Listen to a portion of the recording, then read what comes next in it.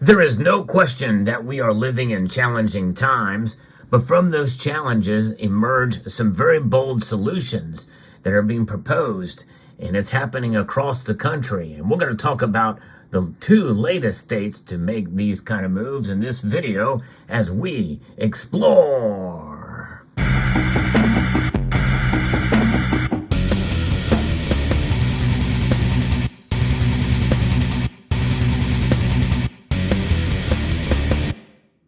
You've heard me talk about the sound money revolution. Well, that's exactly what is happening across the country right now in legislative bodies and in many, many states. And in this video, we're going to talk about two states that are working towards that end. And that is freedom, is it not? That is fiscal and monetary freedom, which is what we need. It makes you just want to kind of take the top down and just kind of cruise and enjoy the fresh air of freedom. Yes, indeed. And that's what's happening here. I'm going to be talking about two different states, two states that are working towards that end. The latest news out of Madison, Wisconsin is about a Wisconsin Senate committee that has passed a bill that would eliminate sales tax on gold and silver bullion. Passage into law would relieve some of the tax burdens on investors and would also eliminate one barrier to using gold and silver in everyday transactions, which is a foundational step for people to undermine the Federal Reserve's monopoly on money. That's right, because gold and silver have been historic money for much longer than the Federal Reserve has been in existence. And the Federal Reserve note that you see here is something that most of us can't imagine life without. But in reality, it's only 100 plus years old, enacted in December of 1913. Nonetheless, gold and silver have been money for thousands of years, and now we have examples here that you see before you that literally could be utilized for everyday transactions. Pretty amazing. Yes, indeed. Senator Dewey Strobel and a large coalition of co-sponsors introduced Senate Bill 33 in 2023, and it carried over into the 2024 legislative session. The legislation would create a sales and use tax exemption for precious metal bullion.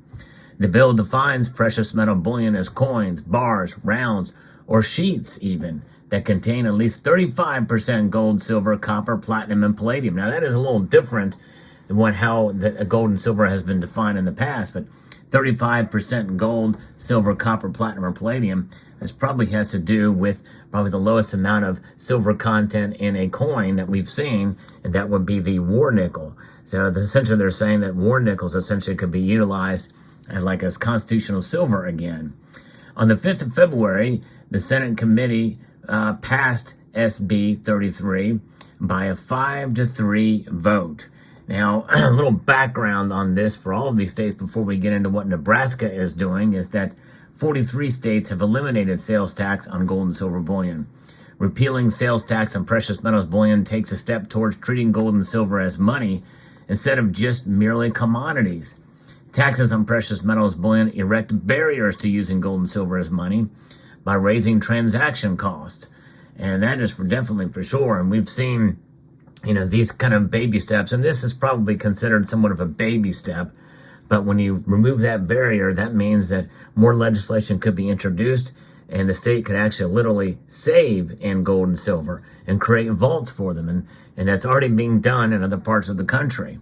But nonetheless, let's get into what Nebraska is doing, because Nebraska is taking it a little bit of a step further. And other states have done this on separate pieces of legislation, but this is indeed part of the sound money revolution for sure. A bill introduced in the Nebraska legislature would eliminate state capital gains tax on the sale of gold and silver bullion.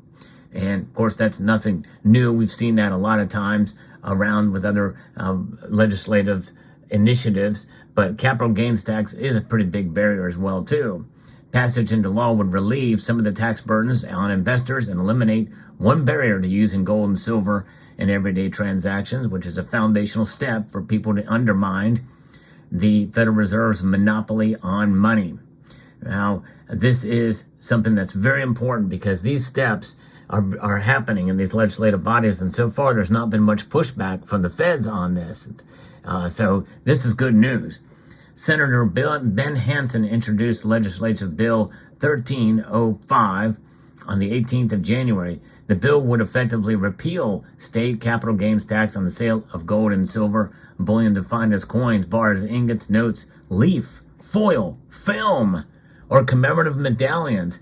Look at all of that. So that includes, what is it, leaf and film? Well, we know that is essentially like what the goldback offers. The goldback is kind of an example that we see here. This is an example. These are some goldback that I've got here. That is another form that it could come. No question. It's pretty amazing indeed that they would actually define that and put that in there. And which is the value in which the value depends primarily on its content and not the form. And that's pretty descriptive, I would say. Under the Nebraska Code, taxpayers use federal adjusted gross income as a starting point for state taxes. LB 1305 would allow taxpayers to reduce their gross income for state purposes by the amount of any capital gains reported to the IRS on the sale of gold and silver. That's right. This would also add capital losses on the sale of the same. LB 1305 also includes a provision that would exclude central bank digital currency from the state definition of money under the state tax code. And there's also this UCC code, Uniform Commercial Code, where a lot of these provisions are put into place, and trying to get some of these other states to do that. There's been other states that have taken action on separate pieces of legislation. I've not covered that, but it is important for sure. And in a sense, that is an aspect of a sound money revolution. Nonetheless, the impact of this change is unclear, but ostensibly, it would prohibit the state from accepting tax payments in the form of CBDC and creates a roadblock to its implementation in Nebraska. Yes, so that's good. I think more and more states need to do that. Lobby your state, wherever you live, or Commonwealth, to see about getting that provision in there, or to make gold and silver money and to prevent CBDCs for taking root in each of the states. It's probably going to start with the UCC code. I know I've written to my legislature, sadly not heard back, and it's been quite a while, but nonetheless, in reality, we ought not to tax money, and gold and silver indeed are money, have been recognized as such for thousands of years, mentioned over hundreds of times in the Bible, and obvious in Article 1, Section 10 of the Constitution. It's very, very clear of what it says there, for sure. And nonetheless, when you're thinking about individuals and individual rights, responsibilities, freedoms, and liberties, most people, when they think about that, they want less government. And so less government is the impetus for sound money. If you're for less government, you want sound money. And that is exactly right, for sure. So during the Senate committee hearing, Ron Paul said this as such. The people who want big government, they don't want sound money. They want to deceive you and commit fraud. And really, when you think about it, that sounds kind of conspiratorial, but that's what a central bank digital currency essentially will do. It will stifle your spending or make you spend at a certain given point in time by expiration dates on your money. That's crazy. Or it could lock your account at any point in time for any reason whatsoever, even by mistake. And that could be very, very dangerous, literally and physically dangerous when you think about it all. So a lot of different things to consider here. Gold and silver, though, are metals of freedom.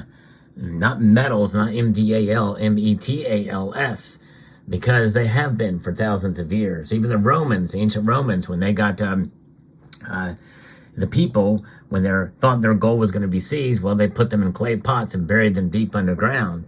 And a lot of those have been found in recent years, in the 20th and 21st century. And I've talked about some of those discoveries here, but this is pretty amazing. These two states are doing that. By the way, if you enjoy content like this, I'm covered pretty much almost every state that's done this initiative.